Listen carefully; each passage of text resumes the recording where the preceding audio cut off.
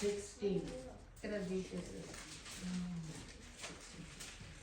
As we were on our way to the place of prayer, we were met by a slave girl who was possessed by a spirit of divinations, claiming to tell fortunes, future events, and to discover hidden knowledge. And she brought her owners much gain by her fortune telling. She kept following Paul and the rest of us, shouting loudly, "These men are the servants of the Most High God. They announce to you the way of salvation." And she said this for many days. For how long? Many days. Then Paul, being sorely annoyed and worn out. What was he? Tired. And worn out. He's tired. He's had it with her. Turned and said to the spirit within her, "I charge you in the name of Jesus Christ to come out of her." And it came out at the very moment, right? Yes. It came out at the very moment. Paul changed his emotions to good. The minute he saw that this was wearing him out, he said, "Enough." Yeah. And he cast out the devil. Think about it. There's something that you do that you said in your mind, "I don't want to be doing this," but you've never said, "Enough. Let's get rid of it." Think about it. Where do oh my God. Where do demons inhabit? Do they inhabit our body? Do they inhabit our soul? Do they inhabit our spirit? Where do you think they live? In our soul. Soul. Yeah, and I'll tell you why I can prove it. Because you could go after this to the what is it called where they bury them? A cemetery. Cemetery. If you go to the cemetery, I've never seen no demons there. Mm. No. Why? They don't live there. They don't live in bodies. That would be the best place to go and have it. Have at it. Yes, but they need to inhabit a soul so they can make you do what they want you to do. They can make you cry, be all emotional. They can make you feel. Look at all the people that are committing suicide. So something was wrong with what? Their soul. Their soul. Something was wrong with their soul, right? So they just ended it, right? This is serious stuff, right? So he had it enough. He changed his emotions to good. Go to John 11.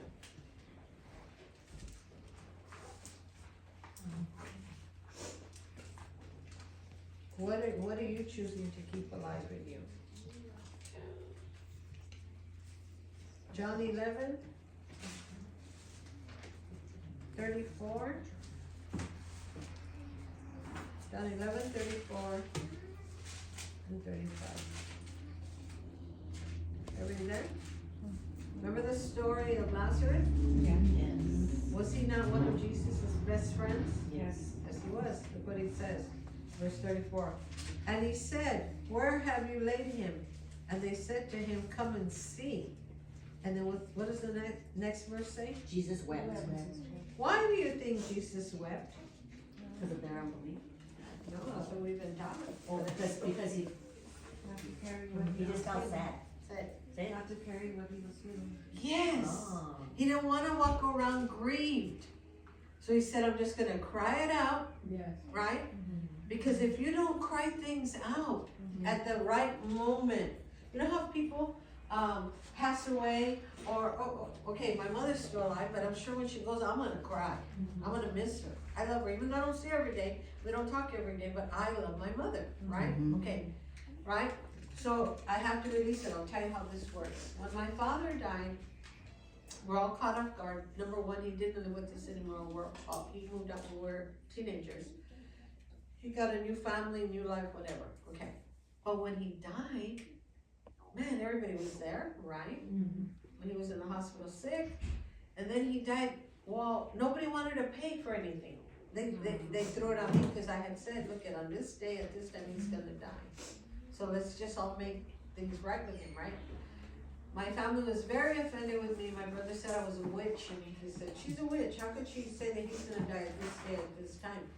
And I just said, "I'm not a witch. I know what I see. Because I'm walking in the spirit." So he dies. So they said, since she's the one that called, they let her pay for everything. So I did. But it gave me the opportunity, since I paid, I picked a preacher. preacher. I pick what's gonna be said. I don't have to hire nobody, I hire myself, There you go. Right?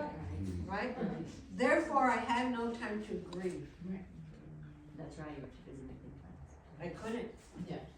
Couple years later, out of nowhere, getting ready for, I think it was the Sunday morning, getting ready for church, and the Lord said, you know that relationship you have with your father and all the things you thought about him and how you blamed your mother, really, he was the one you should have blamed. And I'm showing you this, not because I want you to blame him. I'm showing you this kind of need you to grieve and know the truth of the matter. So boom, years later, I'm weeping, crying. Everywhere I go, I feel like I smell his cologne, or I see somebody that walk like him, or I saw a guy with a cowboy hat, he always wore a cowboy hat. So I grieve years later, when I should have grieved when. Right then and there. How damaging do you think grief is to the soul? Right? Yeah, it's physically sick. It can tie up your money too. Yeah, because you're still grieving. And who wants to keep reliving that thing? Nobody, right, in here? We don't want to keep reliving that hurt. It's an ugly pain. Yeah. But for some of you, it's become part of you and it's soothing. It's like you're divorced, the ex has left, he's remarried, he has a happy life. So whenever you're with that, you know what you think of? The brother. Because he's still in your soul. Yeah. And how can you go forward still married to him? Yeah. You're stuck when he's moved on. Does that make sense? Yeah. So when people see you, they see you married because they're seeing your soul. Does that make sense? Yeah. Everybody knows that feeling of grief, right? Sorrow, Yeah. heartache. How many of you, when you got divorced, cried? Man, I cried. I even cried with this last fool. I did. I said, Lord, dang it. I was deceived. Why? How could I be? My soul Yeah. was not healed. So there was something in there that literally governed me. Yes? Yes. It didn't draw it, because we're not talking that kind of stuff. We're talking about spiritual. Yeah. Amen? Does that make sense? You better let that little brother go. Yeah, you have to. Because if you don't, you're gonna stay single. Yeah. Because if every time you're in a bad way and you think, well, if I was married to him, they could have paid my car. If I was married to him, I didn't have to work. You start thinking like that, you're stuck with that brother. All right? Okay, so let's go from there. I'm glad you're all happy. Luke chapter 10. I like it when everybody don't say a word. Luke 10, 38. You have to see these things for what they are, guys. You're gonna love this one. I did. Luke 10, 38 to 42. It says, and while they were on their way, it occurred that Jesus entered a certain village, and a woman named Martha received him and welcomed him into her house. And she had a sister named Mary, who seated herself at the Lord's feet and was listening to his teachings. Okay, so Martha brings him in, she's excited. Jesus comes in, he sits down to teach, and Mary goes and sits at his feet. Look at what it says in verse 40. But Martha, overly occupied and too busy, was distracted with much serving. And she came up to him and said, Lord, is it nothing to you that my sister has left me to serve alone? Tell her then to help me, to lend a hand and to do her part alongside me. She didn't like the fact that Mary was sitting at his feet. But the Lord replied to her saying, Martha, Martha. Whenever he calls your name twice, he honest, the truth. He means business. He needs to get your attention. Oh yeah. You are anxious and troubled about many things. There is need of only one, but a few things. Mary has chosen the better portion, that which is to her advantage, which shall not be taken away from her. All right, this is what I wrote. Martha was overly occupied. She was busy because she was emotional, distracted. Mary was not emotional. She was led of her spirit. Yeah. Do you see how this works? Yes. Right? Two people in the same situation, right? Yeah. And one reacts one way and another reacts another. That's right. You could be in church. All of us are here. Right? I could say something, it's a trigger. It picks your soul. Yeah. It offends you. You're mad. And you get out of here and you're just talking about, right? And everybody else was, oh my God, what a good message. Didn't you like it? And you're like, what was good about it? Right? Yes. Yeah. That's what's happening to Martha and Mary. Mary. I don't know if it has something to do with the name sister, because I have a sister named Martha. And my sister Martha was everywhere but her house cleaning. But that was my sister. Her house was always dirty. Every time I talked to her, she said, when are you coming so I can pick up? To my sister. Well, you don't live clean or what, girl? My mother used to say, ay, voy a limpiarle la casa. My mother?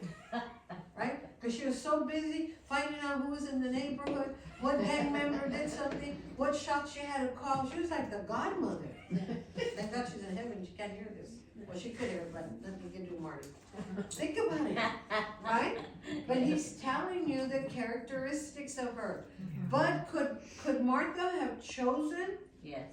Yeah. at that moment when he came to sit there too? Oh my Yes. God, it's the Son of God. Yeah. I don't know if he came in here, I'm not gonna take the pulpit. Dumb. I'm gonna sit down. Sir, go ahead.